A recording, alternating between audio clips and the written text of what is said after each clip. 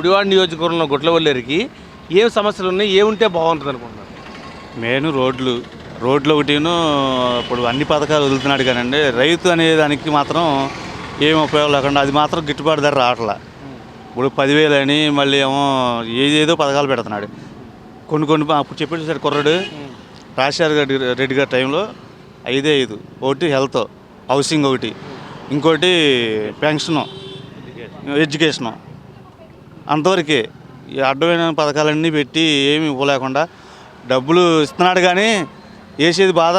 అతను 3 చెప్పాడు, 7 మీద పడుతున్నాయి. కట్టేదంతా మన డబ్బే. అదేదో పెట్టేదేదో 5 పథకాలు పెట్టుకుని ఇచ్చుకుంటే ఇబ్బంది లేకుండా ఉంటుంది ఎవరికైనా సరే. అది అంతవరకే. రైతు భరోసా కేంద్రాలు పెట్టారు కదా. రైతు భరోసా కేంద్రం అంటే దానివల్ల ఉపయోగం ఏంటంటే ఎరువులు అవి తక్కువ రేటుకి వస్తున్నాయి అంతే, బయటికి దానికి తేడా ఏం లేదు. లేదు, రైతులకు మేలు చేయాలంటే గవర్నమెంట్ ఏం చేయాలి? గిట్టుబాటు ధర ఇవ్వాలి.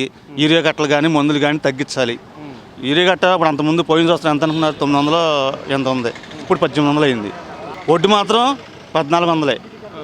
అది 1400, 1300. పెట్టుబడి ఎక్కువ అవుతుంది. Please like and subscribe eagle Andhra.